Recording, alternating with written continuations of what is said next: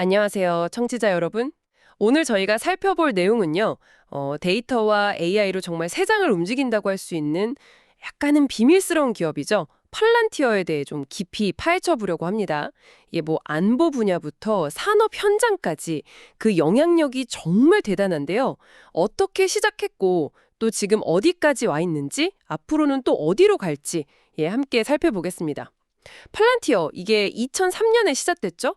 피터 틸, 그러니까 페이팔 마피아라고 불리던 그분들이 세운 회사인데 시작부터 좀 특별했던 것 같아요. 네, 맞습니다. 그 출발점이 9.11 테러 직후였으니까요. 이게 흩어진 정보들을 어떻게든 연결해서 미래의 위협을 막아보자 이런 아이디어가 핵심이었죠. 심지어 CIA의 투사기관 인큐텔이라고 있잖아요. 아, 네네. 거기서 초기 투자를 받았다는 것만 봐도 뭐랄까 일반 실리콘밸리 기업하고는 좀 다른 길에 가겠다 이런 의지가 보였던 거죠. 처음부터 타겟이 국가안보 정보기관 이쪽이었어요. 그 핵심 기술이 정부용 고담이랑 기업용 파운드리 이렇게 나뉜다고 들었습니다. 이 플랫폼들이 정확히 어떻게 다른 건가요? 네, 고담 플랫폼은 말씀하신 대로 정부, 특히 뭐 정보 기반이나 군을 위한 거예요. 위성 사진부터 시작해서 통신 감청 정보, 뭐 드론 영상, 심지어 공개된 소셜 미디어 데이터까지 정말 온갖 종류의 정보를 그냥 한데 모아서 분석하고요.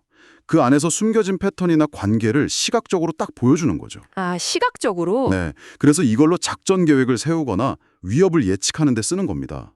뭐 오사마 빌라덴 추적이나 최근 우크라이나 전쟁 지원 같은 사례들이 바로 이 고담의 힘을 보여주는 예시라고 할 수 있겠죠. 그럼 기업용 파운드리는 어떻게 다른 건가요? 그냥 데이터만 모으는 건 아닐 것 같은데요? 네, 파운드리는 기업들이 가진 내부 데이터, 이걸 통합 분석해서 효율성을 높이는 데 초점을 맞춥니다. 예를 들면 생산 라인 데이터나 재고 관리, 고객 정보 이런 것들을 다 연결해서요.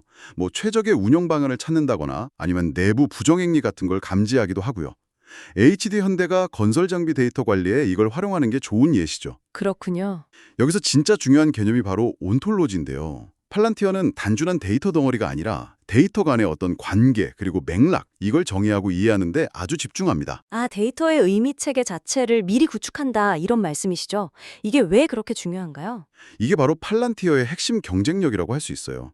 데이터를 그냥 모으는 걸 넘어서 그 관계 속에서 진짜 의미 있는 통찰력을 뽑아내는 거죠.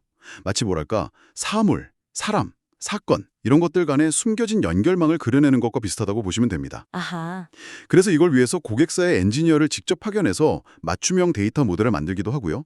이미지나 영상 같은 비정형 데이터까지 다 통합 분석할 수 있다는 점도 아주 강력합니다. 이런 기술력 때문에 실제 전쟁 상황에서 AI 제갈령이라는 별명까지 얻었다는 게 참 흥미로운데요.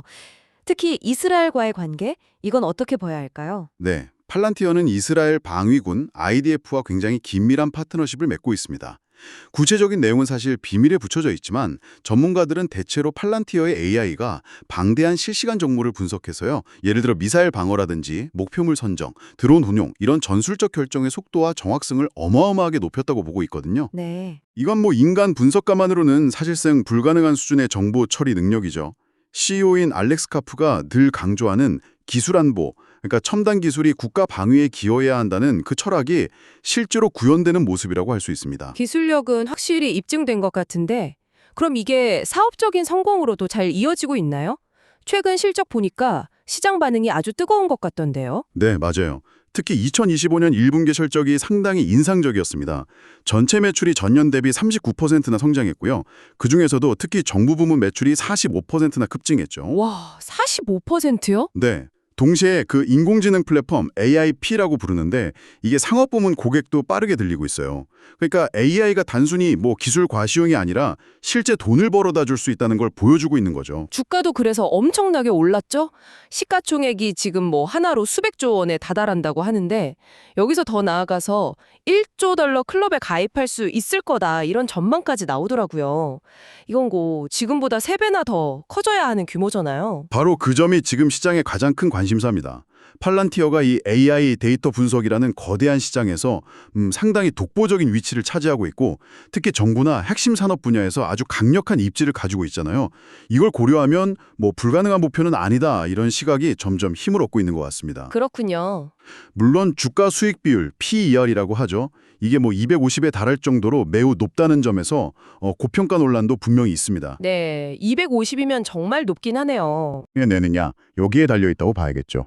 오늘 이야기를 쭉 들어보니까요. 팔란티어는 안보라는 어떤 필요에서 태어나서 독보적인 데이터 분석 기술로 정부와 기업의 핵심 파트너가 됐고, 이제는 정말 AI 시대를 이끌어갈 잠재력을 가진 기업으로 평가받고 있는 것 같습니다. 그 가치가 정말 1조 달러에 이를 수도 있다는 기대감까지 받고 있고요. 네, 그렇습니다. 데이터가 곧 힘이 되는 시대에 그 데이터를 가장 잘 이해하고 또 활용하는 능력이 얼마나 큰 가치를 가질 수 있는지를 아주 잘 보여주는 사례라고 생각합니다. 뭐 AI, 안보, 그리고 투자, 이 모든 것의 미래에 대해서 많은 생각을 하게 만들죠. 네, 마지막으로 청취자분들께 질문 하나 남기면서 마무리할까 합니다. 팔란티어 같은 이런 강력한 AI 기술이 국방이나 사회 주요 인프라 결정에 점점 더 깊숙이 관여하게 될 텐데요.